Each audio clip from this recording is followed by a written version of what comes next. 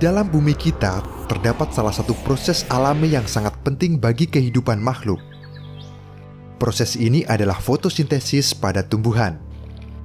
Fotosintesis bermula dari bagian bawah tumbuhan, yaitu akar. Akar akan menyerap air yang berada di tanah melalui pembuluh kayu atau xilem dan membawanya naik melewati batang dan kemudian menuju ke daun. Daun merupakan bagian yang penting bagi tumbuhan. Hasil fotosintesis yang berupa glukosa dan oksigen semua diproses di dalam daun. Bagian daun terdiri dari helai daun atau lamina yang berbentuk datar dan tangkai daun atau petiolus yang menempel pada batang dan menopang helai daun. Tidak semua tumbuhan memiliki tangkai daun. Contohnya adalah rumput. Helai daun biasanya berbentuk datar dan memiliki permukaan yang lebar. Ini berguna untuk menangkap cahaya matahari.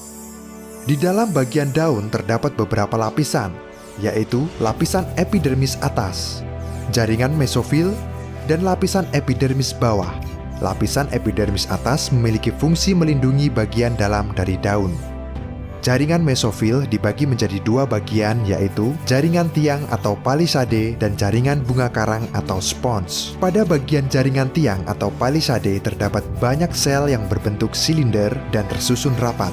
Di dalamnya terdapat banyak kloroplas, sedangkan pada jaringan bunga karang atau spons memiliki susunan sel yang lebih longgar. Di bagian ini juga terdapat berkas pembuluh angkut yang terdapat pada tulang daun, di mana fungsinya adalah sebagai alat transport dan juga penguat daun. Di dalam berkas pembuluh angkut terdapat xilem atau pembuluh kayu, berguna untuk membawa serapan air menuju daun, dan floem berguna untuk menyalurkan hasil fotosintesis dari daun ke bagian yang lain.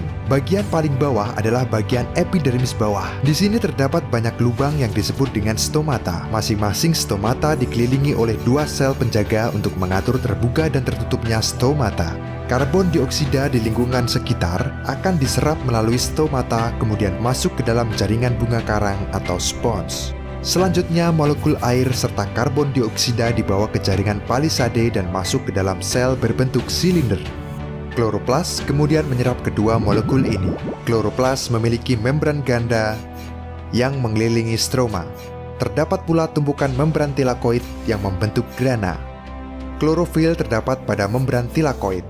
Klorofil hanya menyerap cahaya warna ungu, merah, dan biru karena warna ini memang lebih baik dari warna lain. Warna hijau pada klorofil adalah cahaya hijau yang tidak diserap oleh daun dan akhirnya sampai pada mata kita. Itulah kenapa daun berwarna hijau. Di dalam proses fotosintesis akan terjadi reaksi terang dan reaksi gelap.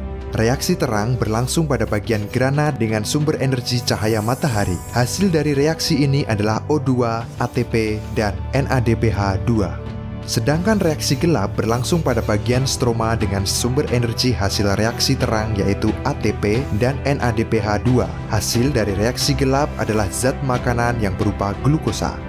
Oksigen dan glukosa selanjutnya akan menyebar keluar dari kloroplas. Untuk glukosa akan diangkut melalui floem menuju ke seluruh bagian tumbuhan untuk makan dan pertumbuhan. Sedangkan untuk oksigen akan tersebar keluar melalui stomata. Oksigen ini adalah bagian yang sangat penting untuk kelangsungan hidup makhluk di bumi. Salah satunya yaitu untuk bernafas. Udara di sekitar juga akan menjadi lebih bersih dan segar. Oleh karena itu, mari kita jaga tumbuhan dengan merawatnya dan tidak menebang pohon sembarangan untuk menjaga kehidupan makhluk yang ada di bumi.